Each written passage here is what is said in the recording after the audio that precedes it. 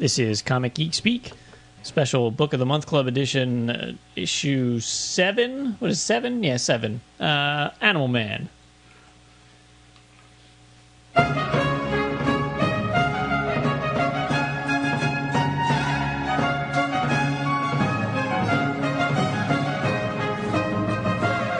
And welcome to Comic Geek Speak. I'm Brian Deemer. I'm Adam Murdo. I'm Matt. I'm Jamie D. I'm Peter Rios. And this is Book of the Month Club, episode 7, Animal Man. All right. Who wants to start with this? Who wants to start? Animal Man by Grant Morrison, his first American work. After Alan Moore's Swamp Thing, Karen Berger and a bunch of other, maybe Dick Giordano, I forget who. They went over to England and picked up Neil Gaiman and picked up Grant Morrison and I'm sure a few other people to pitch some comics. Came back and he gave us Animal Man. Originally supposed to be a 4-issue miniseries, and somewhere around issue 2 or 3 he said the response was so good already that they told him that he needed to continue it, to push it beyond the 4th issue. And this trade is collecting issue 1 through 9. And if you are unfamiliar with our Book of the Month Club episodes, the way they work is that these special episodes have spoilers in them. So if you have not read Animal Man 1 through 9 and you plan on reading it later, you want to hold off to listening to this episode, or you can just jump right in. Yeah, I'll jump in. It's of all the Book of the Month clubs, it's definitely had the worst artwork. Yeah, I would probably concur. Well, I thought about that because I knew that comment was going to fly. And worse artwork compared to what? Compared to what we know now, or compared to 1988? Compared to the rest of the Book of the Month club selections. That's what I'm comparing it to. Sure. I wouldn't consider it the worst, meaning that it's bad. I would consider it 1988. Actually, probably. I would consider it the worst because it's bad. It's very bad 80s artwork.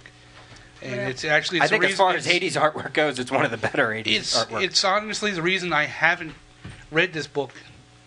I mean, it's been on the list of mine to read, but every time I pick it up, I look at this artwork and it's just like, ugh, this is just so pedestrian.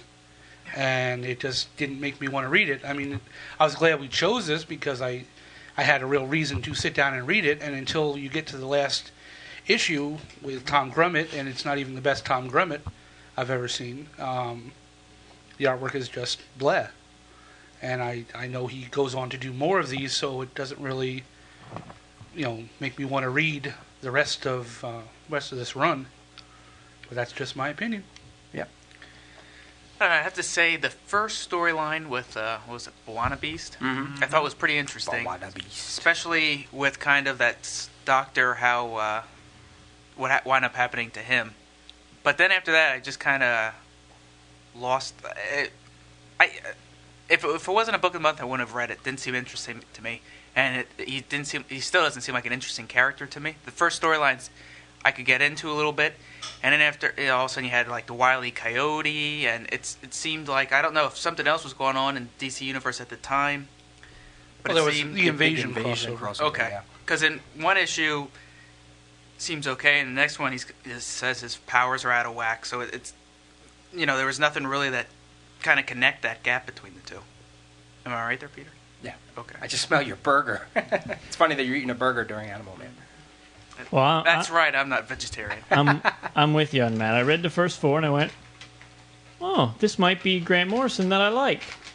Then I got to issue 5, and it was a completely worthless issue. And then you jump to issue 6. It's funny because he says it's one of his favorites he ever wrote. Well, that about sums it up then, doesn't it? Because that's a complete waste of paper. And then issues, the rest of the issues were okay, but it was like that issue was a filler issue until he could come up with another storyline. Yeah, actually, that's what it was. A lot of these kind of felt like filler to me. Yeah. It's like he was looking for a direction to go after the first arc. And you see snippets of future storylines in some of the things, but they don't play out in this trade. And obviously this is a decade that collecting for the trade was a whole different That was- business venture than it is now. That was one of the things I was going to say. This was definitely not written for a trade paperback. Right, exactly. This was long term. Not long term. It just was what it was, because at that time, trades weren't the popular as they are today. I was hoping for a little bit of a background of his origin. The first page or two, maybe just something added there just for the trade paperback, just to give people such as myself that didn't really know the character, just a little background so you can see a little bit of where he came from and how he got to where he is now. A little something for the uninitiated. I do want to go back to the arc because I actually looked through a lot of 80s artwork, and particularly 88, 89, and what I found was, because that was the year that I actually got out of comics, and it was right after the Millennium crossover, which is a good reason to get out of comics. To drive anybody away. And I noticed across the board, there wasn't much going on art-wise. Like, the big guys had all basically left. John Byrne was done with his Superman stuff. Perez was winding up his Wonder Woman stuff. And there wasn't much in the way of like experimentation and anybody that really became an artist in the 90s, they were just starting, so a lot of their stuff was, like early Barry Kitson artwork wasn't exactly where it would wind up and things like that. And That's not exactly a ringing endorsement for me, considering what I think of him as an artist. But I'm speaking to the masses. well, I thought you were talking to me since I was the one who brought it up. Talk to the masses. What I found, or it kind of gives credibility to, as much as people may hate the image boom and where they started. I really think if it wasn't for those guys testing the waters, I don't know where art would have gone. Where the art in comics would have, because this is when you started to get Eric Larson and Liefeld and McFarlane, and as raw as they were in their early times, when they finally hit in 90, 91, it was. I think comics needed that, whether for good or for bad, for whatever it cloned. I think it needed a little push away from normal storytelling, normal design, quote unquote anatomy, and I think the real art presence at this time was in the independent books, were in Dark Horse and some of your other lines. I don't think it was happening in your major publishers. Because man, some of that like artwork during this time it's like it is very plain. I personally don't mind this artwork at all. I think it's when you compare it to some of the other stuff that was going on at this time, it's much more eye friendly and it's not very daring in how it's laid. But I think everybody in this book was getting they just were getting their feet wet.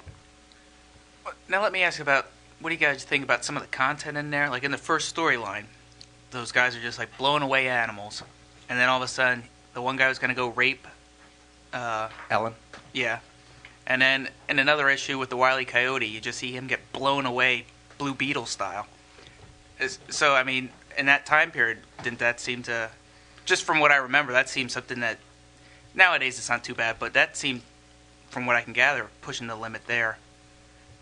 When the time this came out, It was, but I think as a storytelling device, it was just showing how blatantly they disregarded life and just made them absolute unredeemable bad guys, and that's I think what he was really going for to set up the whole echo. The Buddy Baker family actually became very ecologically aware and all that kind of stuff, and so it was just showing, like I said, just making them totally unredeemable. And you wanted to see him get blown away at the end. You were happy that the neighbor steps in and helps him out. None of us read this as it came out, right? No. So No. I read this. I think it was early '90s when I finally tracked down most of the issues. But it doesn't seem. The one thing I like about the whole animal rights and vegetarian, him wanting to be a vegetarian and things like that, is that it has a danger of becoming preachy, but I thought he made it just a part of him, like he's left-handed.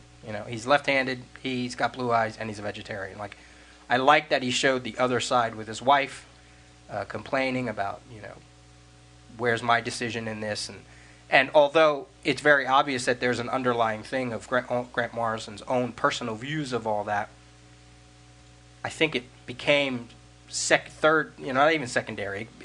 The priority of it was underplayed, as opposed to having it in your face all the time. I think that if it was that way, it just wouldn't have worked. It just would have been too preachy. Felt preachy. Does anybody agree with that? Disagree with that? Yeah, I didn't feel that it was in my face or anything. I mean, it seems appropriate for a guy who gets his powers from animals to not want to eat animals. That seems natural. And the fact that there's other characters in the book, the sympathetic characters that disagree, like his kids going, "What are we going to eat?" and his wife going, "Why didn't you ask me about this?" Right. It would be one thing if they were all like, "Wow, you're right, buddy. Animals are like humans, and we must not consume their flesh." And that would have made it sound a little too much like he was preachifying and just like putting words in the character's mouth. Yeah. But doing it this way, it felt natural. He took a not even a B-list character, before this, Animal Man was in like a scattered 2 issues of DC Comics Presents. He was in Action Comics for 2 issues, but before that, he wasn't around. And he was in the Crisis for a little bit. But where did he? Strange Adventures. Yeah, Strange Adventures. And God, 1965 was his first appearance. If anybody's in the Reading area and wants to see a copy of that, that is on the wall at Golden Eagle Comics. Is it really? Yep. Cool. What's the price on that? It's actually a nice. It came out as one collection that Lem bought the Right. at Sterling collection. I think it's like $65. Huh. That's reasonable. Yeah.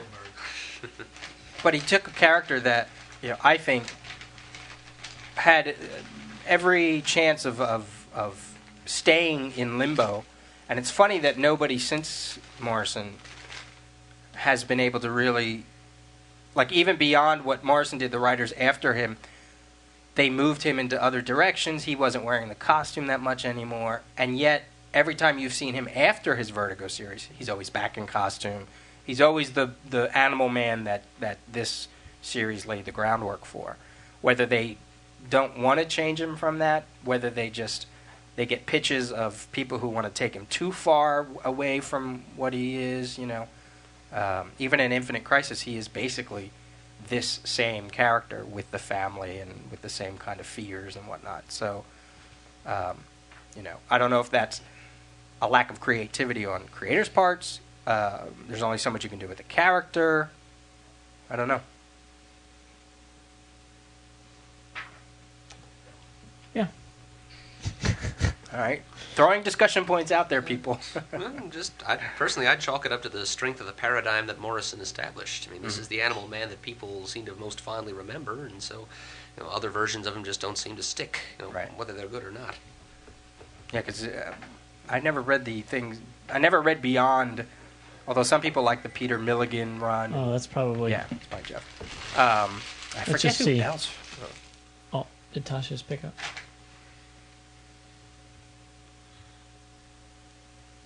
Yeah, I think she did. We're getting a call in from Geoff Klock. And I think... The uber Morrison fan. Yeah. Hold on a second there. Jeff. Hey, hang on 1 second. Tasha, can you hang that one up? All right, I'm going to put you on hold and I'll pick up.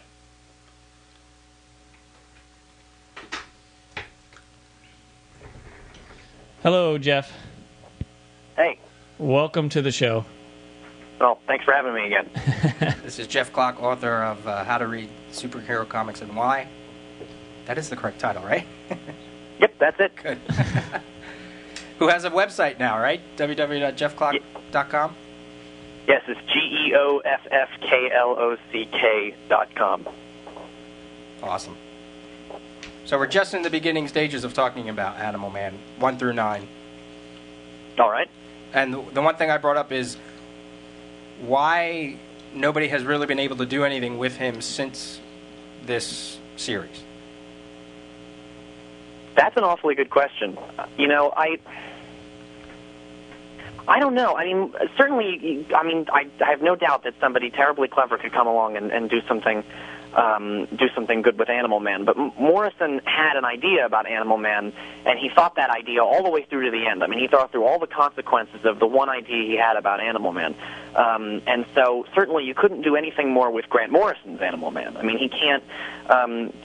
This sort of journey that he puts him on, and discovering sort of, that sort of his status as sort of the status of who's controlling his universe. You can't really do anything more with that. But I don't know. I don't see why somebody couldn't come along. Although I just suppose certain characters kind of Morrison's a tough act to follow. Certainly. Do you think the character's dated? Do I think the characters date? Dated? Is he? You mean the character concept of Animal Man, Yeah. or the way the characters appear in Grant Morrison's run? Just the character itself, not necessarily what Morrison did with him. I guess characters date, but they never date so far that you can't pull them back up again. I mean, I think that's something that Morrison's shown us on Seven Soldiers. That's one of Morrison's big projects in life, is showing us that the characters that we might think date or that we think are no longer interesting or valuable, and he figures out a way to sort of make them matter to people again. I mean, in Seven Soldiers, I think you see a character like Zor pop up, and this is an extraordinarily obscure specter villain from the 1940s, and Grant Morrison puts him in a terribly persuasive and fascinating battle with Zatanna in the fourth issue of that book. So I mean, I think Morrison's interested in Morrison would certainly tell you that characters never die as long as you've got somebody clever on the helm. I don't see why writing Animal Man would be any different than writing, say, Beast Boy. Mm-hmm. I mean, he can't change into the animal; he gets all his powers. So what's the difference? And Beast Boy is always entertaining and plays an important role in the team and uses his superpowers effectively to combat evil. So, I mean, I don't know that, you'd have to have a hell of an idea to put him in a solo book again, maybe, but why he couldn't just be in the Justice League or something? I mean, I don't. Do you think it has something to do, kind of like what, ever since Alan Moore did Swamp Thing, there have been other Swamp Thing series, but they just have never garnered as much attention as the Is it just because a creator like that just puts such a mark on the character, it kind of stays with it, and readers' perceptions of that character are too close-minded to accept anything different? I don't know. I wouldn't describe it as closed-minded. I think part of what it has to do with it is my idea about one of the ways superhero comics work is that there's writers come on and they do a certain writers and artists come on and they create a certain version of the character, and that character becomes memorable in the minds of fans. So that, for instance, you'll hear people say that well, Grant Morrison's X-Men. This isn't the way the X-Men. This is not what Cyclops is really like. And when they say really like, they mean this isn't how Cyclops was when I was reading the X-Men when I was 14. They sort of pick a certain version of the X-Men or a certain version of a superhero character and say, this is how it really is, and then they judge the writers. And the really good writers will come along and present a more persuasive version of the character. So, for instance, someone like Mark Millar on the Ultimates will write a version of Captain America that feels like, oh, this is what Captain America must really be like. And Mark Millar's Captain America has certainly taken over in my mind.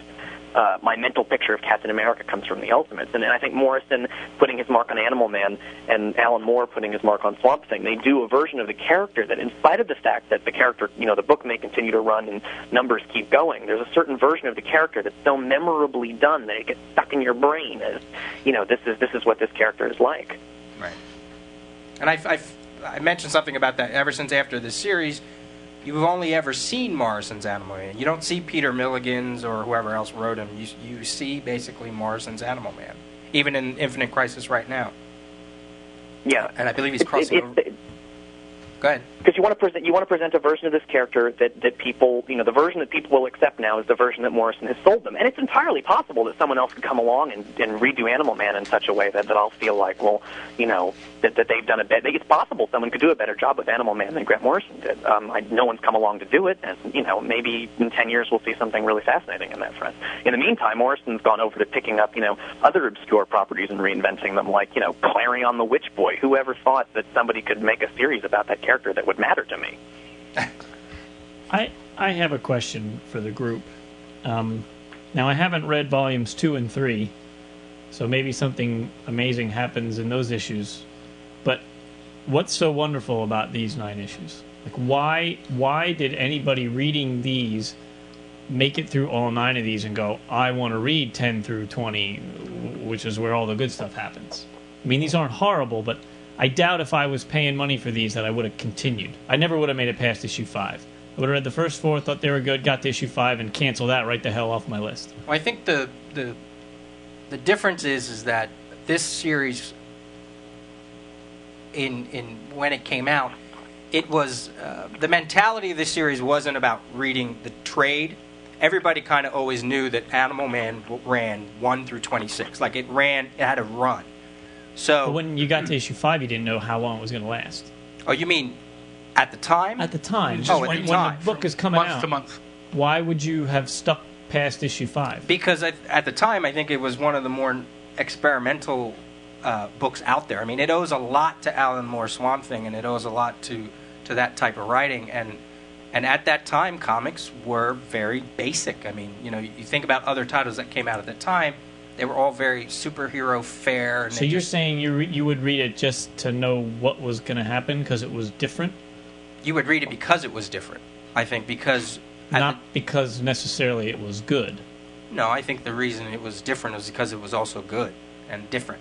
You got to put it in context of where it was at that time, and there wasn't much setting the world on fire at that time, and I think people were clamoring for Alan Moore type stories.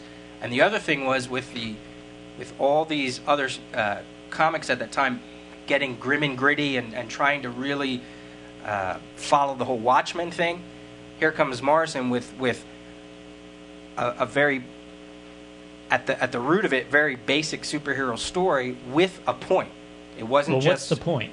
Well, the point... Do we not know that until later issues? You won't know it until later issues, but there is the seeds of it here, the seeds of him dealing with, fiction and fiction characters and how they relate to their creators and how creators are ultimately the god of these characters. And that's where that Coyote Gospel comes in.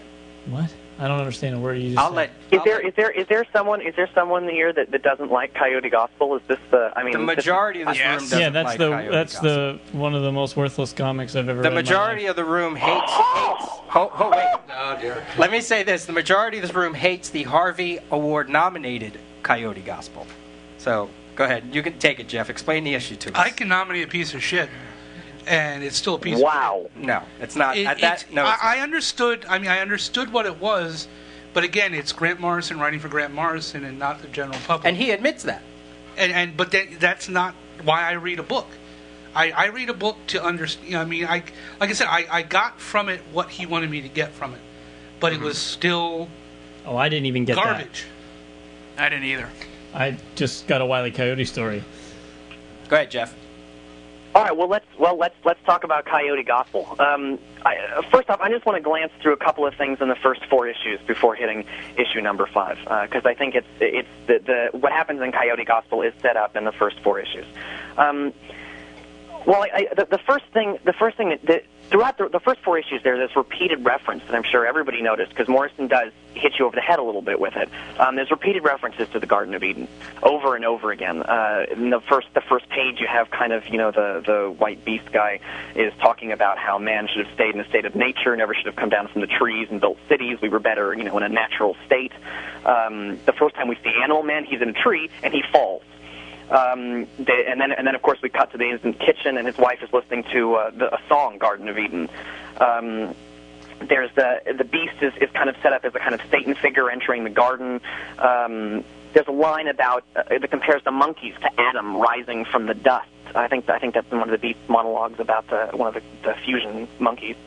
When the hunters get a hold of Animal Man's wife, they talk about how, hey, this is a Garden of Eden, man, and here's Eve. And then if you look at a picture, there's a little snake in the grass who comes up just as they talk about the Garden of Eden and Eve, and then there's the snake. There's a Paradise Lost reference somewhere in here, but I have lost it. And no pun anyway, intended. there's a whole running thing. It's mentioned many times directly, and actually, not just kind of obscure symbolism, but they actually say the words Garden of Eden many times in addition to other references. So there's this. So immediately there's this idea. Excuse me? No, go ahead. Hello? No. Oh, I'm sorry. I got a little feedback there. So the first issue is to set up with this Garden of Eden thing. Of course, we know Christian symbolism, very simple to get. There was a garden, and we were in paradise, and we fell, and now we're in this bad place, this bad, messed up, fallen world, and we're trapped here, and trying to sort of get through struggles and toils and unpleasantness because man fell from this state of paradise and from this perfect world. So the Coyote Gospel is a really fascinating picture, is a fascinating issue because it's designed to respond to exactly that Garden of Eden fall. In Christian mythology, very simply, there's the Christ comes to earth in order to redeem man, because man fell from the Garden of Eden, and Christ comes and dies on the cross to help bring man back to a state of bliss again. It's part of the process. Christ dies because he sees in a process of returning us to kind of paradise or whatever, and there are various kinds of ways that happens. So Christ comes to redeem man from his fall. What's fascinating about that Coyote Gospel is that it tells essentially a Christ story, but it uses Acme cartoons as the basis of it. So you have the Wile E. Coyote story. I mean, except when you first see this beast, you don't associate it with Wile E. Coyote very quickly. It doesn't look cartoonish. It looks kind of serious and grimly drawn. But it falls off when it falls off of that ledge, and then the boulder hits it. This looks just like Wile E. Coyote, and then of course we get the Coyote Gospel, in which we learn that he was a cartoon creature, and his world, just as the Acme cartoons and Tom and Jerry and whatnot, filled with violence and people attacking one another, just as in our fallen world out of the Garden of Eden, everyone's attacking each other. It's very violent. So what happens to the Coyote Gospel? He tells God, and God in this book is figured as a kind of artist with the brush. He's going to go down. And he suffers, just as Christ does. He suffers to redeem the sort of violent world. And if you look at the last image in the book, is impossible to miss that he's got this. He's on the road makes a cross, and the coyote is spread, arms spread, legs together. He is set out in the very last panel of Coyote Gospel. There's the coyote dying for our sins on the cross with his arms out and his legs down. And of course, the giant brush from the hand of God comes in and colors in the blood, because this is part of this sort of larger scheme of man's redemption. What makes it tricky is there's a number of other things going on in here as well, which is that on the one hand we've got the cartoon influence and the coyote, Wile E. Coyote story, and Christ on the cross. But of course, also there's the famous stories about the devil on the highway and meeting this sort of devilish figure at the crossroads. And so there's also this other symbolism about he being this kind of devil creature as well, because we don't understand his message, right? As a big thing in William Blake's poetry, when sort of the Redeemer comes down, we're all too fallen and messed up in our violent, crazy world, and we don't recognize our Redeemer for what he is, and we think that he's Satan. And in the same way, the beast who's trying to sort of help, is dying for our sins. And of course, we recognize him. He thinks he's a kind of monster or a devil, and he's killed with this sort of silver bullet. And I hope everybody remembers that the silver bullet he's killed with is a melted down cross. Right, the right. Trucker has a silver cross around his neck, and he melted it down to make the silver bullet. So he dies on the cross by the cross, which is an interesting piece of kind of complicated thing. The other thing as well is that in addition, Grant Morrison is one of these guys who's into mythology and into connections between mythology. And Prometheus is, of course, the famous Greek figure who. In Greek mythology, Prometheus sort of stole fire from the gods, and now he dies. He's tortured eternally, and what makes Prometheus related to the Coyote story is that Prometheus is tortured and he dies, and then he's brought back to life again and again and again. He's never allowed to die because he's immortal, and so he's sort of eternally dying again and again for bringing us the gift of fire. So all of these things kind of mesh together. The other thing worth noticing is that superheroes. I think that often too big a deal is made out of this, but there is something kind of Christ-like about the idea of superheroes, right? The sort of basic Christian mythology is followed in all of your superhero stories. You've got a world that's all messed up, and the people that are supposed to fix it are either inept, the cops, right? They're either inept or they're corrupt. So someone has to come in from the outside, somebody from outside the system has to come in and fix it and then leave. right? This is a very kind of, and so this is the story of Christ, but it's also the story of Jaws and the story of superheroes, and these characters that kind of come in and save us and then disappear on their way, and we follow them to the next adventure. But for people in the day-to-day lives, these guys come in and save them and leave. And Morrison draws a lot of attention to the idea of a superhero as a kind of Christ figure, because if you look at, there's a line now in the 6th issue, the one after Coyote Gospel. There's a bit where the Hawk guy. Here it is, on page 16 of issue 6, the Hawkman nails, he hangs Animal Man on a tree, right? He's hanging on a tree with his legs together and his arms spread, and the dialogue reads, my recent work has been with planetary tectonics, and today's performance will be my grand finale, my martyr piece, right? Because Animal Man is, the word martyr, the idea of someone dying for some larger purpose. The word martyr is included on the same page in which Animal Man is there, arms spread, legs together, hanging on a tree. Which, of course, because of the famous Christian mythology, is that the cross that Christ was crucified on was made from the wood of the tree in the Garden of Eden, the same tree that Animal Man was on. At the beginning of his book, we saw him. Now he's hanging from a tree. So all of this mythology is pulled together in order to tell a cartoon story that also has a kind of much larger relevance. Okay. Everyone has been silent. I was just thinking to myself about how I think you nailed the nail on the head with why I didn't enjoy it. I'm not one for religion, and just to have all the Christ things being shoved in there probably was why I didn't. The Coyote Gospel, I just kept waiting for Yosemite Sam to come in and do something. It's funny because I didn't see any of that symbolism. I didn't get the whole Garden of Eden. I didn't see any of the Jesus cross thing. I didn't see a hand of God. You don't see that cross on that final panel. When I read it, I didn't. I just saw a guy he's laying in the middle of it. He's not on it. A cross, Jesus would have been all this big thing. You have and this to is allow a speck. for creativity. Yeah, but I think literally. I'm a computer programmer. I think literally. That is not Jesus on the cross. That's a guy laying in the middle of the road in the desert. That's how I see it. It's both. I mean, you're not wrong to say that it's a coyote lying. It's kind of creature lying on the road. But it has this. There's another register to it. It does more. It's doing more than one thing. In this story, you talk about a story that does more than one thing or has more than one level of meaning. Right? We say that an allegory has two levels of meaning. What makes this story so complicated is it has several different levels of meaning. In terms of it's a regular superhero story, and then it's also this kind of Acme cartoon story where it's a kind of riff. Planetary-style riff on Acme cartoons. But then, of course, it's also this kind of Christ the Redeemer story, and then also this Prometheus story. What is the... I don't get it. What's Wile E. Coyote saving us from? I don't understand. He says, in the Coyote Gospel, and this isn't a metaphor, this is right out of the story, he says that he came to... And God spoke unto Crafty, saying, "You must be punished for this rebellion against my will. Nevertheless, I am a good God, and my blah, blah, blah." So God sent Crafty forth from heaven and earth into the dark hell of the second reality because Crafty says he wants to bear any punishment that will bring peace to the world. To the world that he came from. There's one more thing that I think we should toss into the discussion, because there's one more piece that we're missing, which is Grant Morrison. Before we go that far, we need to just stick on this a little bit. Go ahead, Adam, what you were going to say. Oh, I was just going to say exactly what Peter was tending towards a second ago. Mm-hmm. I think Crafty's aim here is not to save the world of humans and superheroes, but he's interested in being a messiah for his own cartoon people.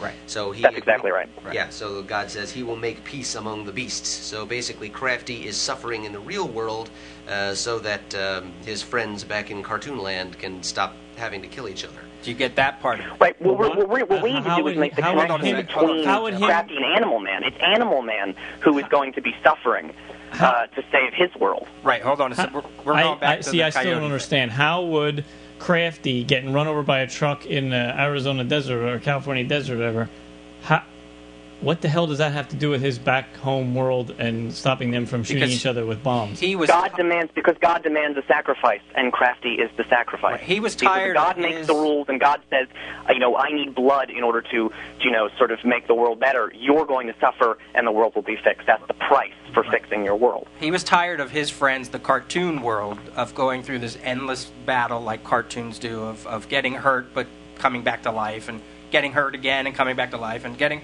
all at the whim of quote-unquote God, which is this guy who with the paintbrush, which is basically an animator. Think of like Right. Chuck Jones or Fritz Freeling or something like that. And that's where I want to jump in. Chuck Jones is exactly the cartoon. It's the 1951 cartoon by Chuck Jones called Duck Amuck, which is possibly the greatest of the the Looney Tunes Merry Melody stories. And I if you haven't seen it, it's on they have a Golden Age box set of Looney Tunes discs that I got, and it's like on the second disc, and it's absolutely fantastic. Is everybody familiar with the story?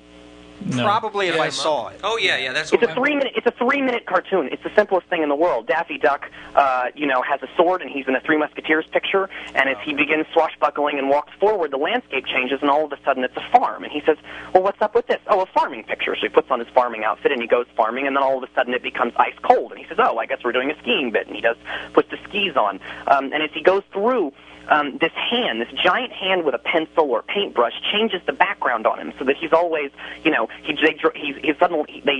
screwed up all the time because he thinks he's in one kind of story, and this pencil or eraser comes in and changes the background. So, for instance, they put him in a sailing costume, and he says, "Oh, a sailing picture," and then they draw the island and the water, and then he's got nothing to stand on, so he falls in the water. Or bailing out of his airplane, the brush comes in, and the pencil erases his parachute and draws in an anvil, and the anvil crushes him. And at the end of the cartoon, he's screaming at the animator, saying, "Why are you doing this to me? Why is this happening to me?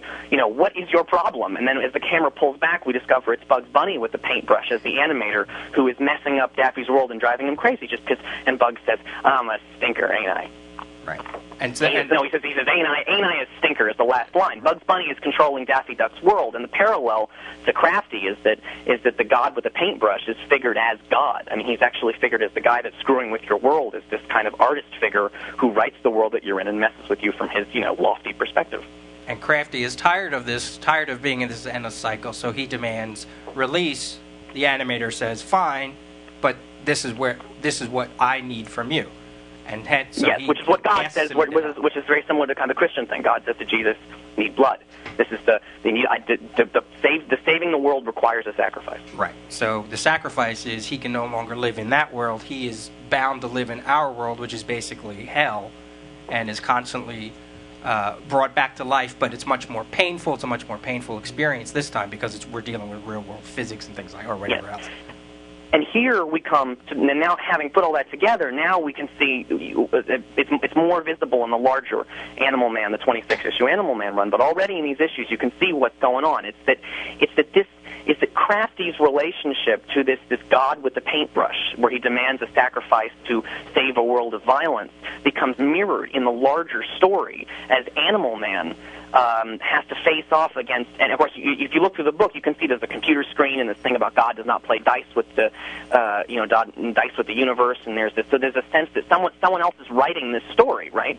There's this computer terminal suggests that there's a guy sitting here controlling Animal Man's world, and so Crafty's relationship to the god with the paintbrush becomes Animal Man's relationship to Grant Morrison, and the world of violence that is being redeemed is the grim and gritty, violent comic books like Watchmen and Dark Knight Returns that dominated comics in the early 90s. Think of Spawn, think of Pit, think of Youngblood. These are the titles that were coming out in the early 90s. They were brutal, they were violent, characters were just shot up and killed for no reason and chopped up and put in things and child molesters, and it was a very violent thing. And so Grant Morrison is going to set his Animal Man against the world of violent comics in a struggle between the creator of the story and this small, sort of tiny character in it, in just the same way that Crafty goes through violence in order to redeem the violence of his cartoon world.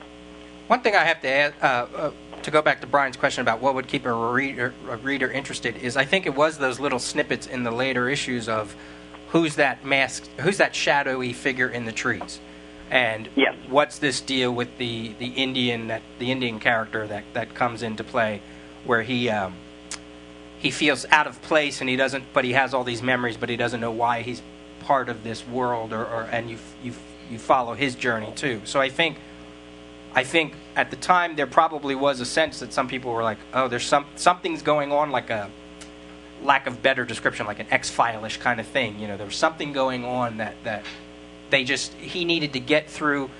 First of all, he needed to get through Invasion. There was 2 issues of that.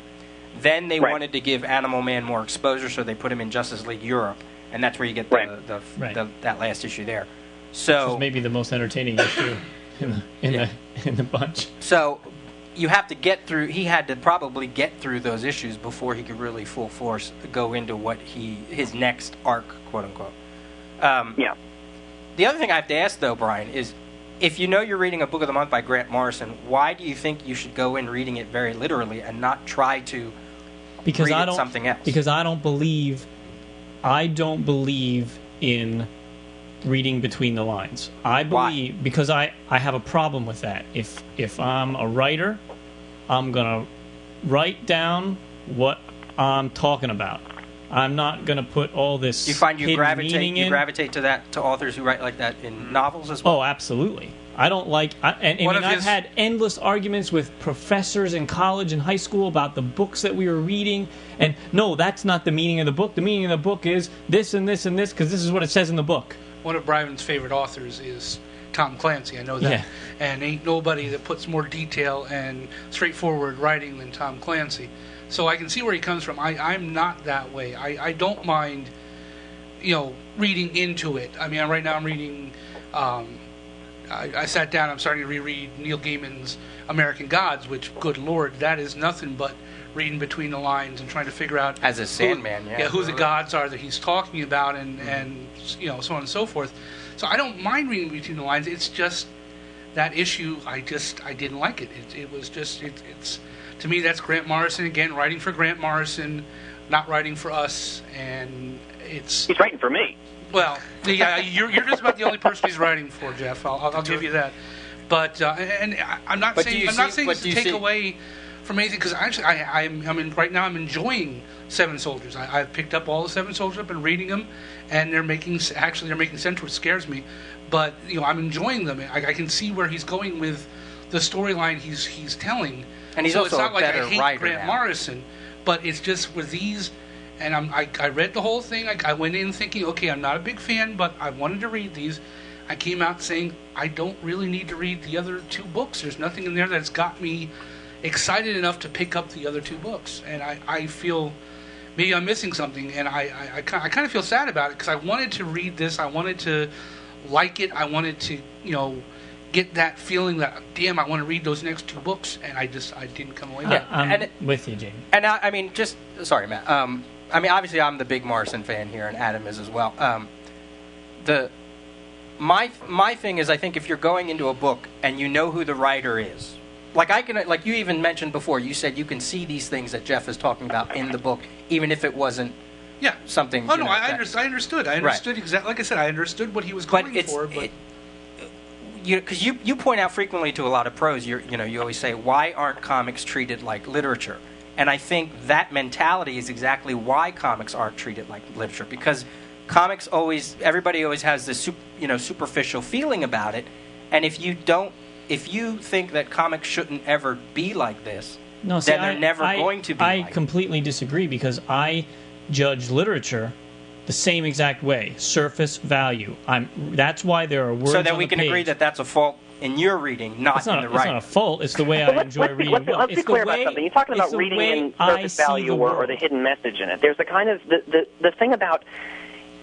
I think that reading Tom Clancy like that, I think, is exactly the right way to go in reading Tom Clancy. Tom Clancy builds a kind of machine that works that way, and Morrison builds a kind of machine that asks you to read between the lines. I wouldn't say that it's between the lines exactly. He sets up references to things like Acme cartoons and asks you to think about the relationships between the things. And then it's not something off the wall about Crafty. He is, he looks just like Christ, and he's on a kind of cross-shaped thing. But every writer, every artwork has its own kind of rules, and when you're reading something, these guys want you to read sympathetically. Tom Clancy wants you to read for the details and for the literal story and the meaning, that's on the surface, and Grant Morrison wants you to pay attention to the relationships between things. And the question is, are you going to go in and read them the way they ask you to read them, or are you going to go in and read them with your own kind of criteria for what kind of a story it should be, and then apply that from the outside? For me, it's not a matter of having a choice. It's the way that my brain works. My brain sees everything at surface value. That is the way that I am wired. I do not know how to read between the lines. I cannot do it. I can sit here and listen to you, and I can say, well, that's a stretch. I guess you could call that a cross. I guess you could call that Jesus. When I'm reading it, I don't see any of it. I just read the words, and I look at the pictures, and I go, what happens next? What happens next? That's how I read everything. That's the way my entire world is. That is the way I see everything. Well, there's art that's made for you like that. I mean, there's stuff out there. I mean, we talk about Tom Clancy, but also, abstract expressionism. The kind of paintings where it's just sort of color and form on the surface. There's no secret metaphor to those kind of colored Roscoe panels. It's on that what you need to know is right there on the surface, and that's why we have lots of different kinds of art for people that have all kinds of different kinds of temperament. I mean, it's perfectly acceptable to say. I mean, you shouldn't have let people say, you should be reading between the lines. It just depends on whether you want to approach a thing, sympathetic to what the author was going for, or with a kind of outside criteria. I actually have two comments here. One is I don't quite understand why. Well, first of all, how the trucker knew that the Crafty wasn't killed when they ran over him, and why he would actually blame Crafty for the death of that girl. And the other thing is, now that you open my mind, that I understand some of the references in here, I really don't like this issue.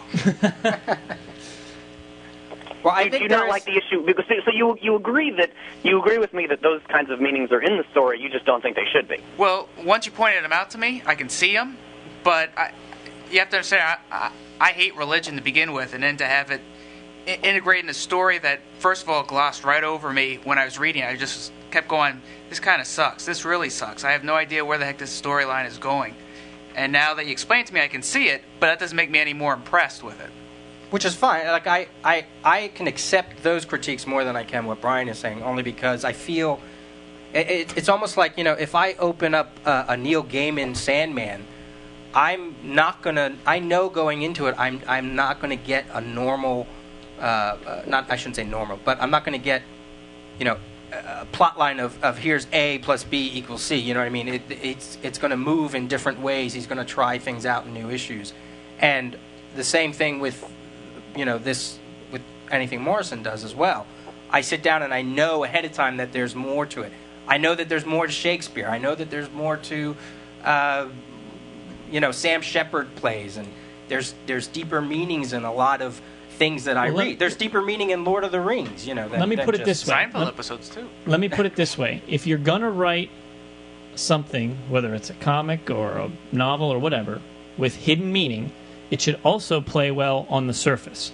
And for me, Morrison might be the cat's meow underneath, but if it's not fun on the surface, I don't want to read it. Now I can accept that critique. And I agree with that as well. And I agree with, I'm having trouble distinguishing voices, but I absolutely agree with the person who said, how does the guy know that the coyote didn't die when he ran over them? And why does the guy blame the coyote for what's gone wrong in his life? It's a little bit of a stretch. It's not Morrison at his best. Narrative, you can see that he's more interested in the kind of, mythical ramifications of the story than he is in the basic narrative of why does this guy think these things? Why does he, you can get some kind of vague sense that, he just sees that as a bad luck, like a bad luck omen or something. But why does he think of it like that? It's that aspect of the story is certainly not plotted out in a narrative that common sense, would accept. And I think that's a weakness in the story of Morrison's. I mean, it's not, I don't want to give people the impression that Morrison never makes any mistakes. He certainly does. I just think that his benefits outweigh the mistakes.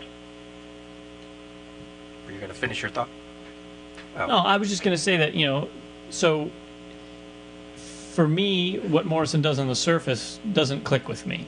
Again, I don't want to have every story explained to me by someone else so that I can see what's hidden underneath. That's not fun for me. Mm-hmm. And if the message isn't totally clear from the get-go, then I don't see the message, and then so I don't get the second level. And if it's not fun on the first, then I'm done with it. Well, it may be significant that Animal Man kind of sees things the way you do here. He's like, I'm sorry, I can't read it. He just sees a bunch of splotches on the paper. The Coyote Gospel is meaningless to him. I have to say, Well, that's a good point. I like that. I have to say, going with something that you said, Brian, I see where you're coming from, because one thing that just pops into my mind is an episode of Seinfeld where, I forget what some of the other stuff was, but one of the things was that Kramer was starting up his idea that you can make your own pizza, and he started going to business with Poppy, and they were having an argument over when a pizza becomes a pizza. But the main thing in this story was about abortion and their point of views. Oh. Now, watching some of the extras, I was able to pull that out because I remember Elaine was dating a guy that you really liked, but turned out that he was, I forget what he was. It was reverse what she was, and so she had to dump him. And after seeing the extra and realizing that, I could see that angle as well, but the episode played well enough that if you didn't understand that, as I originally didn't, it was still a good episode that you could follow along and enjoy it. Because the first 4 issues play like what you're talking about. Well, right. Because obviously they connected with you. I liked the first 4 issues, and I was thinking, this is great. I'm going to contribute to this Book of the Month club. I will admit that I like Grant Morrison, because I'm not hell-bent on saying that I hate everything. I didn't read everything the guy wrote yet. I mean, I'm close now, but, but... Stay away from Doom Patrol, that's all I have to say. Good Lord. So I was all excited. I'm like, wow, I can finally admit that I like Grant Morrison. And then the rest of the issues happened, and I like the character. Like I said, I'd love to see him if he was on the Justice League or something. I think he's great. This issue, well, then I got to 5, and my gut reaction after reading 5 was, oh, did this whole thing just go down the toilet now? And then I read the other ones, and then I had a bad taste in my mouth as I read the other issues. That's what happened to me. So. Plus, one of the things Jamie likes to do is he always shouts out, if somebody didn't like the first trade, he would, pick up you always say pick up the second one. I would very much suggest picking up the second one, because I think the things that he's allowed to do more after these issues here. Once he gets beyond all the mishmash of the invasion of the crossovers and the having to put the JLE in it. However, I will not be paying you back if you don't like it, because that's not part of a deal speaker to speaker, no way. But because there were a lot of listeners who read when we heard about the Animal Man thing, or they heard the announcement, they went out and got all 3, and it in fact was on In Stock Trades, all 3 trades were on there in the top 5 for whatever week or 2 weeks that was. Because they understood that it is a fuller story and it is a bigger story, and we're trying not to talk about that because that's not the point of that's not the books that we read. I just wanted to read a few that were on the forum. Iacon wrote, okay, so I'm in the middle of volume 1. They're at the zoo and he thinks, and then I spotted the monorail and there's a picture of a gondola, and he laughs. He goes, besides that, I'm really liking it so far. I love the third-rate hero feel, and I have to admit that he's a pretty cool character. I like how he doubts himself and is unsure how to proceed at some points, and the family dynamic that's never seen in superhero comics. It's also cool that he mentions the Crisis and the Monitor. Goofy BK writes, I just finished the Animal Man trade paperback, and I have to say that I wasn't greatly impressed. I bought it because it was the book of the month. I cannot say that I would be interested in getting any more Animal Man. As to why I didn't like it, I have to say that I started off liking it with the first couple of issues, but then it felt to me like the story was falling apart quickly. His wife not supporting his vegetarianism just doesn't make any sense at all. For Christ's sake, he's Animal Man. I thought that the White God thing was weak at best. You're given very little of his backstory, which is what Matt was talking about, and you never find out about how he found out about the laboratory. On the plus side, the Wile E. Coyote story was a hoot. Also finding out that the Justice League has taken into consideration that Heroes Home gets damaged and they fix it was some neat information. Let me see. All in all, I was not left with that same awesome feeling by Animal Man that I was with Fables. He goes, I put him in the league as Aquaman, a one-trick pony that gets boring very quickly. And then Scott Cederlin wrote, It's actually one of the most human and touching stories that Morrison has done. Buddy Baker and his family feel like normal people thrown into extraordinary circumstances. Animal Man is a close Morrison favorite, purely because of how much I really like those characters. So, just wanted to throw a couple of those out. Jeff, are you all right? Do you need to go, or? No, I'm all set. I'm perfectly happy here. Okay. Because I have Shane. Shane couldn't be with us tonight because he got sick and lost his voice. But he sent an email with his thoughts. He says, well, I have to say that I think this is the most normal Grant Morrison run I have ever read. Now, I'm a fan of Morrison's, so that is in no way an insult. I just mean this seems the most tame compared to some of Morrison's other works. I really like the art by Chris Traug and Tom Grummett. I thought the story was interesting and a good setup for the next 2 trades, which Peter has said are better than the first. I already own them and will be reading them in due time. I also like the use of other DC characters like Mirror Master, Hawkgirl, Hawkman, which tied into Evasion, and Moana Beast. I really, the character, what? A character I really only know now from the JLU cartoon. The Red Mask story was cool with the red robots running around. I also like the Wile E. Coyote story and how at the end they pull back to show the artist's brush just like in some Looney Tune cartoons. All in all, I would give it 4 out of 5. I look forward to reading the others and seeing what they have planned for Animal Man in Infinite Crisis. He also says, by the way, I thought I would let everyone know I got my order of My Light bags from E. Gerber, 1,000 to be exact. I started to bag some of my books, and boy, do they look sharp. I opted for the 2 mil bags and E. Gerber's brand of boards, too. I was amazed at the boards that they are 42 mil thick. So even though the total was a little more expensive, I think the boards are worth it. Anyway, I'll let you get back to your show. Sorry I couldn't be there. To everyone on the show and listening, I wish you all a Happy New Year. I can't believe you bought 1,000 bags. Didn't they tell you didn't need to buy boards with those bags? Well, if you got the 4 mils, you wouldn't need the boards. Yeah. Get any other emails or anything? Yeah, we have a bunch here. This one's from Soda on the forum. I guarantee that if this selection had not been a book of the month, that I would not have picked it up. At first glance, the concept seemed a bit hokey, but I will admit I did like the majority of the book. I must stress majority. One issue in particular that I did not care for was issue 5. What the hell was that all about? The whole Wile E. Coyote thing with the Ajax cannon? Where the hell did all that come from? I was just getting into the entire book, and then this roadblock happened. Sort of lost my involvement in the character a bit. Overall, I enjoyed the brief cameos of Superman and Martian Manhunter. I really enjoy the concept of seeing Animal Man at home as a normal guy dealing with his wife and kids. The artwork was exceptional, and the writing seemed to flow very well. It held my interest from panel to panel. I am glad that Morrison only briefly touched on the vegetarian concept in Chapter 5. I was glad it didn't run into a big preach fest. Personally, I am a carnivore and proud of it. I am normally a Marvel zombie, but so far, every DC title that CGS has had me read, I have really enjoyed. I might have to start sneaking more DC titles onto my pull list. I was lucky enough to find this at my local library, so this month's Book of the Month selection was free for me. Although because I liked it so much, I'll probably be picking up a copy anyway. I would give this book 4 out of 5. I like the way he says, had me read. That's like, Yeah, right. We're going around and twisting their arm. So I guess, Jamie, we weren't the only ones who were confused by the importance of issue 5. This one's from Evan Cantrell. I've read all the books you've covered so far except the Essential Tomb of Dracula. After listening to the episode, I decided that whenever you turned your attention to a book I hadn't read, I would be sure to give it a shot, which brings me to Animal Man. I'll start out by saying that I'm not a huge fan of Morrison's writing.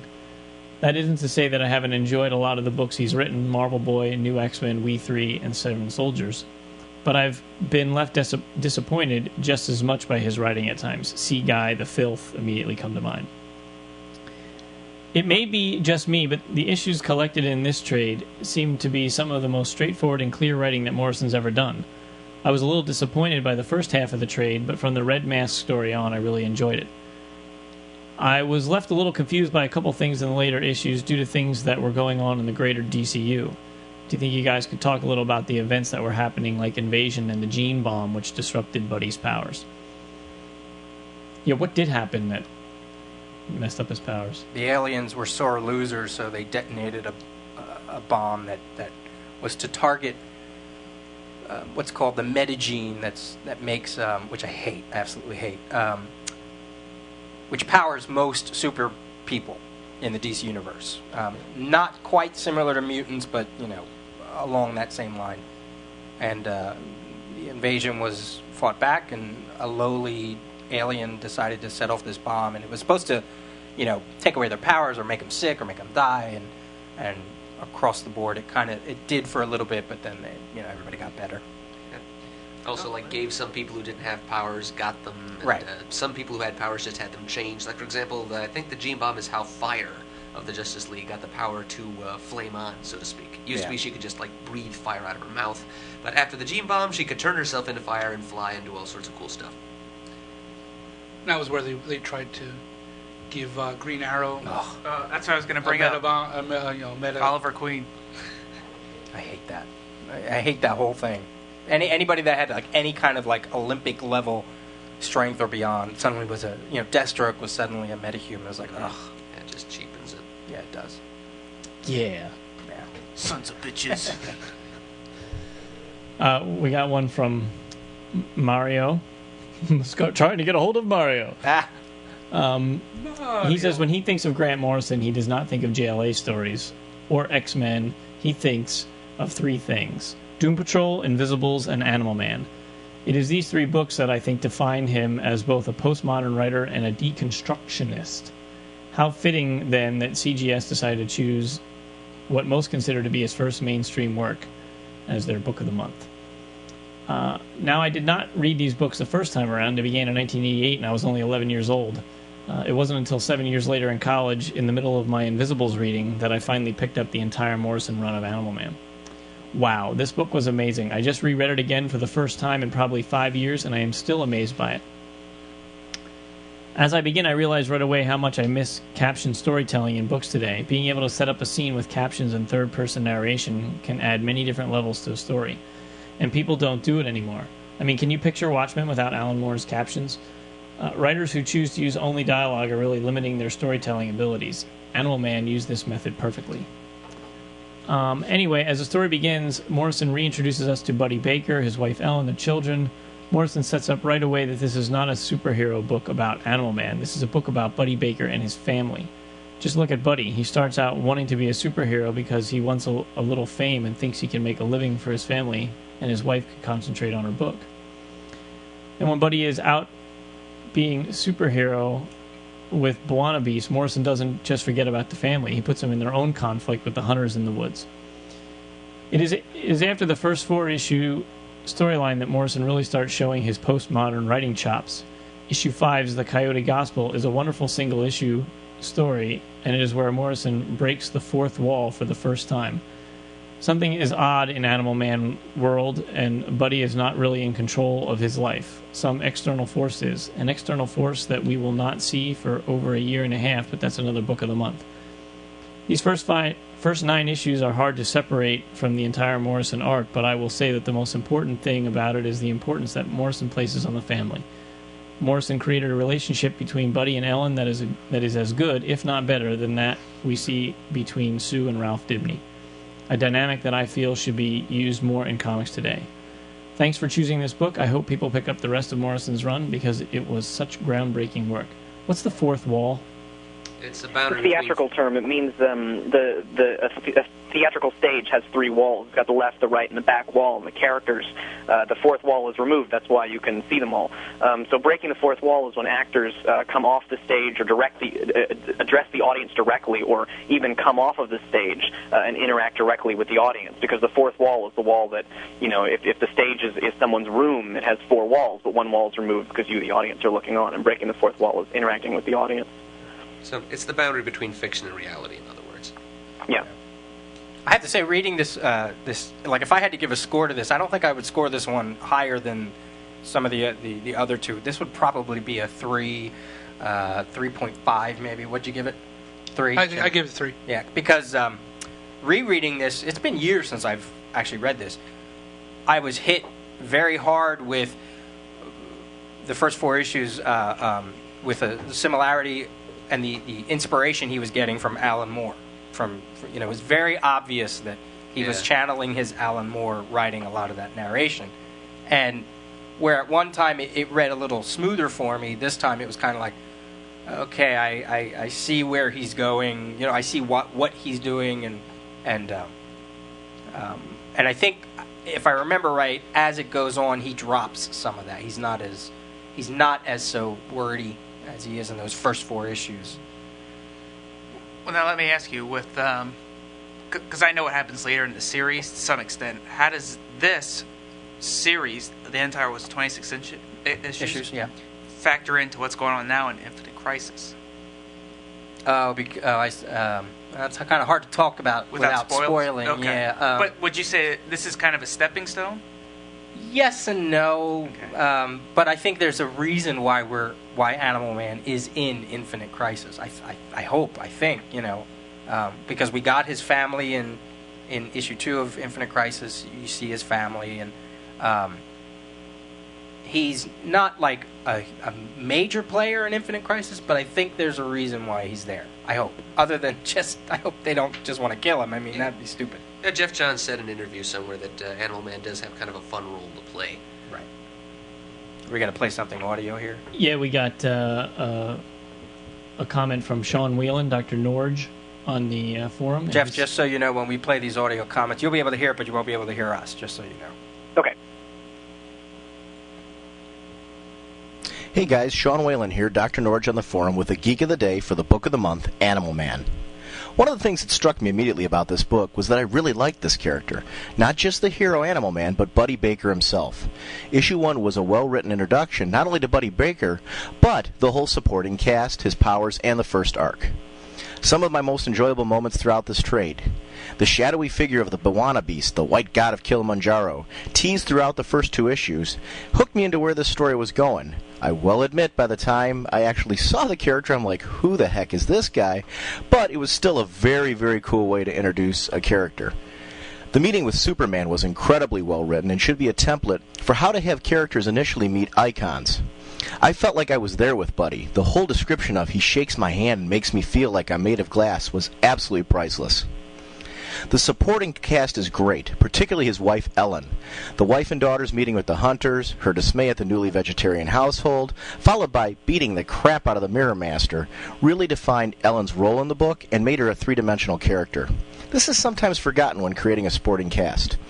We need to care about these people. They add to a good book. I loved issue 9 with the Martian Manhunter appearance. It reminded me of why I liked the Justice League cartoon episode that revolved around the Martian Manhunter's first Christmas holiday. John can be a very cool character in the hands of the right writers. Morrison did a really great job explaining John's role in the League for new readers. The line, "I think we need someone like you, someone who's fighting for the planet and not simply for personal glory or the American way," really helped define that Animal Man was not just some cookie-cutter character in the League with animal powers. He had a personality, and that was why John wanted him. The moment with John taking on the form of the sun was absolutely great. Poor Buddy, I couldn't help but feel for him when his son told him that he didn't actually have any real powers after John rescued him. One last important point, the Invasion crossover issue. This is how every crossover should be handled.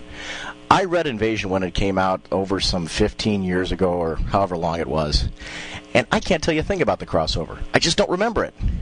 The great thing was that I didn't need to know. Morrison handled the crossover with the story, but did it in a way where I could just read the Animal Man issue and be completely in the loop to how this character was involved and what it meant for that particular story.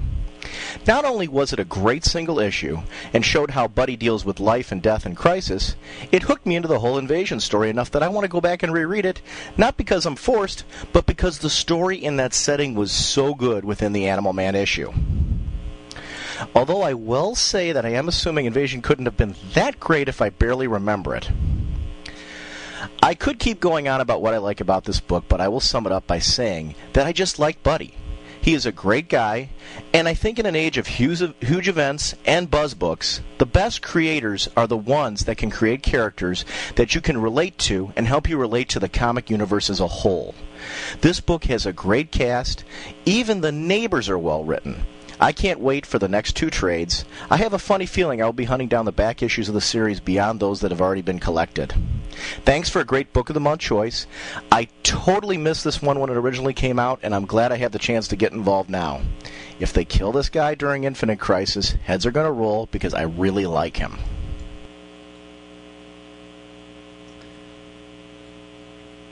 All right. Thanks, Sean. We have 2... And I will tell you, definitely hunt those issues down. Some of my favorite ones are the Jamie Delano run. I really like what they did with him after, right? Yeah, that was after he was after Milligan.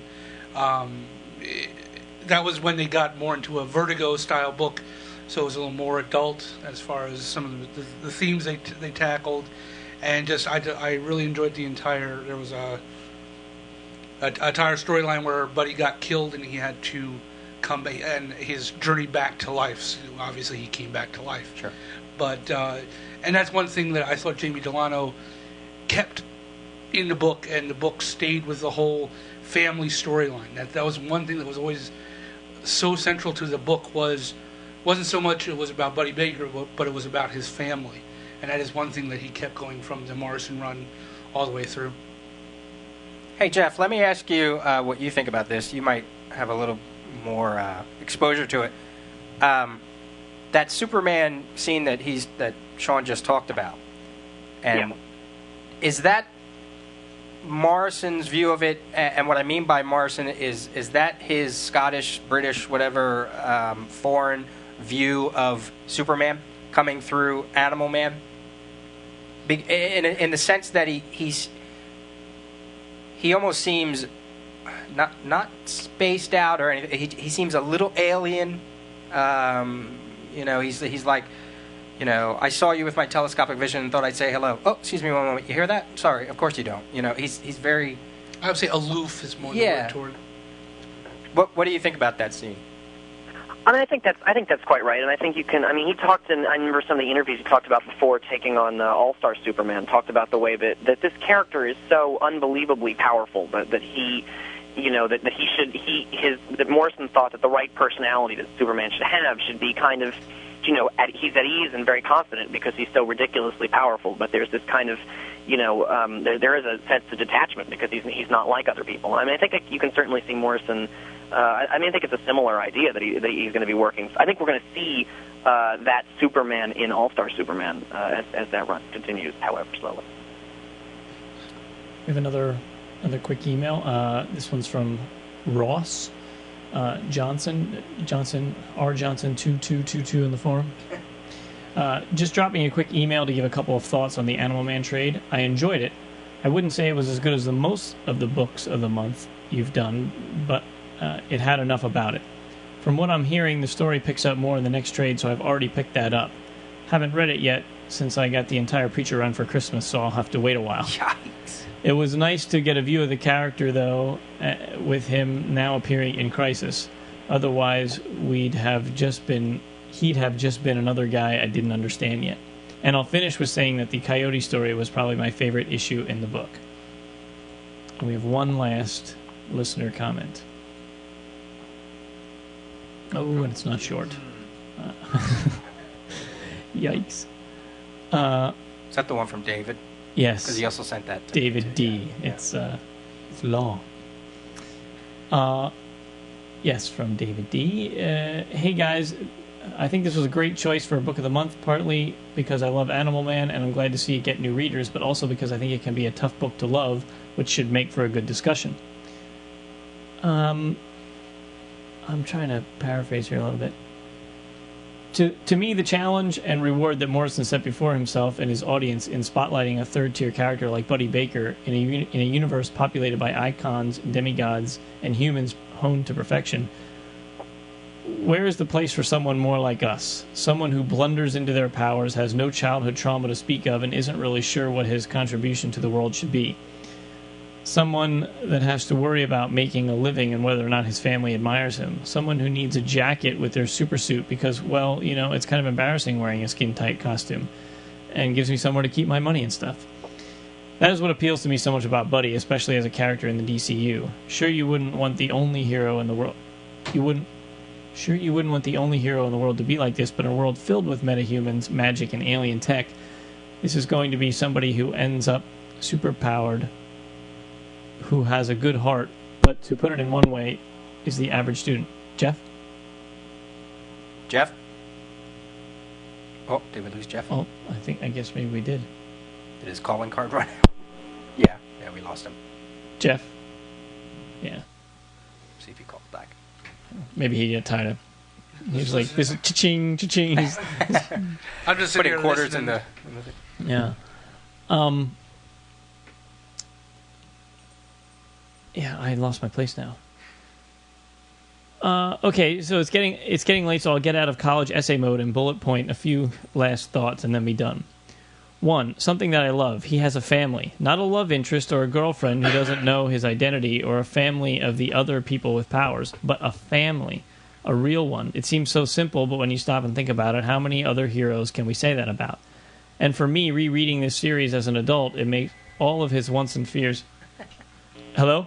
Hey, I got cut off there. Sorry, I don't want to interrupt. I know you're doomed. So let me. I'll just continue to listen quietly. But I got cut off, and I didn't want to just vanish without saying anything. All right. 2. My 2 cents. Oh wait, I skipped one. Number 2. Something I didn't love.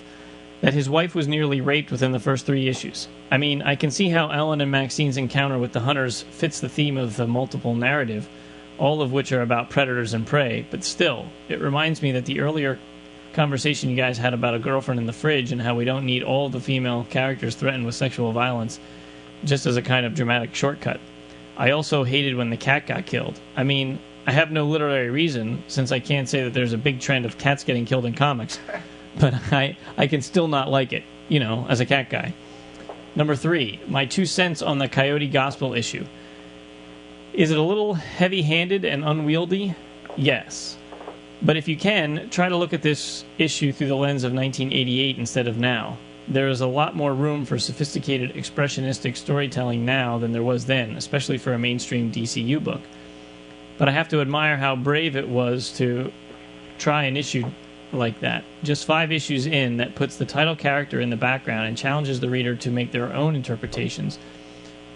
And all this before we ever knew what a Vertigo book was. Don't let the Vertigo logo on the trade fool you. All these issues were published simply as DC Comics. Vertigo claimed them later on. Also, and I'm sure you guys have touched on this in your discussion, the scene where the Coyote confronts his creator lays the groundwork for a big payoff that comes 2 years later.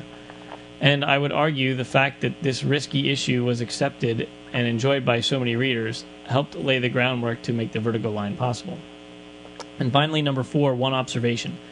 I've been reading a lot of late 80s, early 90s DC lately. This, Shade, The Question, Mike Grell, Green Arrow, and isn't it amazing how bleak the vision of the United States is? You would think every ally in every city had a gang waiting at the end of it. Every alley in every city had a gang waiting at the end of it. Every teenager that goes to a big city becomes a drug-addicted prostitute, and God help you if you meet a group of good old boys on some back country road. That is something that rereading this reminded me of. In DC books back then, the cities, especially the non-fictional ones like New York and LA, were worse than Gotham and exactly what the TV news scared you into believing. And the country was filled with random senseless violence, which statistically and historically wasn't at all true. But we did a great job of convincing ourselves of it. And our art at the time reflects it. Heck, we even had the UK writers convinced, it seems. Thanks for picking this book and for listening to my contribution. That's all the emails we have. What do you say about that, Geoff, about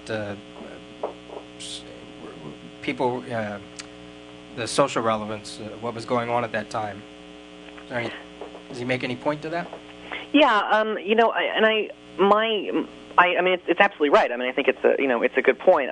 For me, it's that the social relevance of the story is at one remove. It's distanced one block away because I think that Dark Knight Returns and Watchmen were responding to a kind of social, kind of dark social urban sort of environments going on at the time. And after those books, writers like Grant Morrison and these guys they respond more to Miller and Alan Moore than they are to the actual social situations, although the social situations are the thing that started it all off. But I think the reason Morrison's concerned with the kind of, the reason that the violence and stuff is the gritty violence is popping up in this book is as a result of Watchmen, and particularly Watchmen and Dark Knight Returns.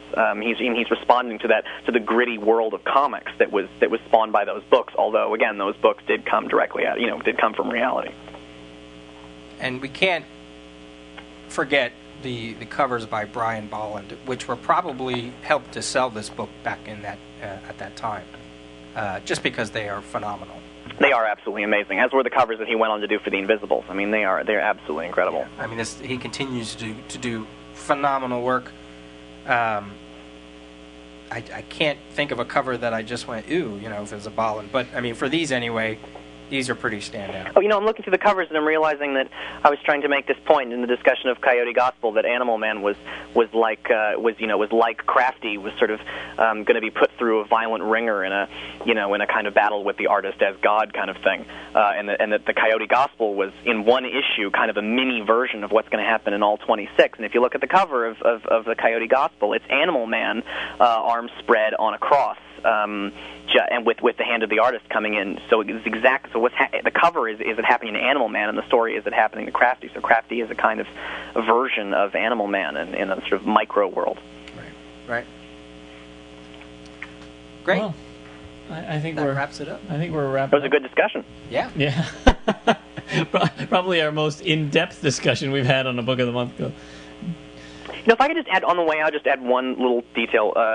One thing worth thinking about. I mean, she's talking about Grant Morrison as being a sort of good book to read by him, or a kind of representative of his other stuff. Grant Morrison is a writer like. There are certain writers like Kafka and like William Blake and Wallace Stevens whose ideas and don't really change. They have a kind of, there's a set of things that they're really interested in, and the ideas themselves don't really change, but the presentation does. And I think it's interesting looking at Animal Man as an example of Morrison's larger work. Everything about all of Morrison's other books you can find in this book. The same issues. It reflexive stories, right? The idea of levels where you can meet the creator or jump into comics, or the fictional worlds crossing over into real worlds. The animals, evolution, post-humanism, magic, Gnosticism, drugs, and visionary experience and art. It's all these things that Morrison are interested in are all in these issues. And the most significant connection that I got a kick out of was that reading the introduction to Animal Man, he says that he was hired by DC to take an out-of-the-way third-string character, a kind of character people had forgotten about, and to reinvent that character in a 4-issue miniseries. And then he decided, and he ended up continuing that initial 4-issue franchise revival. And it's hilarious because that's exactly what he's doing on Seven Soldiers now. He's taken 7 obscure DC Universe properties and is reinventing them in a 4-issue miniseries. If Morrison had never written Animal Man, I guarantee you Animal Man would have been one of the 7 Soldiers.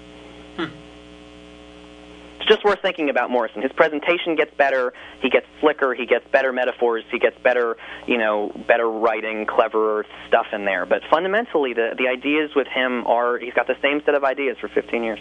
Yeah, I look at it as that's his writing tool, much in the same way as, Jeff Johns loves to play with continuity and history, and Bendis loves his dialogue, and Warren Ellis loves his tech. Kevin Smith loves his dialogue and his catchy phrases. It's the same thing. Morris, it's just a tool in his writing. I don't look at it as like an agenda. I look at it just as that's the way he writes. It's what he's interested in. Sure, exactly. Or else he wouldn't write. Anyway, I think it's a great selection. You guys this is a very good thing you're doing. I look forward to hearing about future books of the month. Do you have them planned out for a while, or do you just pick them? We have the next segue. One. The next one is going to be Runaways Digest Volume 1. We know Christmas just happened and everyone's broke, so it's only an $8 digest, and it'll cost you a whopping $4.80 from InStockTrades.com if you choose to get it. It's the other $46 they have to spend to get the free shipping to make that worthwhile. Yeah. But so some of us have read it and some of us have not, and those of us who read it think that it's definitely worthy of being mentioned. So Brian K. Vaughan and the artist I don't have with me. Alphonse something crap. Yeah. What's his name? I know it's listed in. I'm hoping it's not Alphonse Crap, because then it would be kind of embarrassing. Have you read any of that, Jeff? I have not. Well, like we said, it's cheap, so pick it up. Okay. Well, thanks for. I appreciate you guys having me on. You guys are doing a great job. And I'm sure we'll be talking to you again in the future. All right, we'll stay in touch. All right, have a good New Year. All right, bye-bye. Yeah, Adrian Alphonse or something. It sounds something like that. Adrian Alphona, Alphona, okay. Alphona, or something like that. All right. It may appear to be a children's book, but it is not, I assure you. And Brian, they have here Brian Vaughn, not Brian K. Vaughn. I wonder if he dropped his K. Oh boy, it's like he's right there with John Mellencamp. Cougar. But anyway, yeah, InStockTrades.com, $4.80. So Can't beat that for after Christmas. yeah, and there are currently 4 Runaways digests available, but the first 3 collect 6 issues each, 18 issues that make the first season of Runaways. So if you don't want to spend lots and lots of money and buy every single Runaways thing that's available, the first 3 digests make up one complete storyline. And those 3 digests are also collected in the Runaways hardcover, which is a $35 cover price, which has all 18 issues, and it's an oversized hardcover. So that's a pretty good deal as well, even at the regular 35% off. You know, that's a good price. Cool. So Are all the digests going to be the extra? I haven't talked to.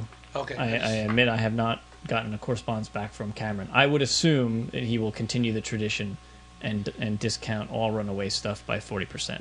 I don't know about the hardcover, but I'm sure that he'll do the digest. Right. So I mean, you can pick up then if you wanted to the first 3 digests, you know, for like $13 $12, or, yeah, $13, $14. So that's pretty reasonable. All right, so That's it. that's it. I have to cue up the music here. Enjoy your New Year. Have a happy New Year. Yeah, here we go. See you next time.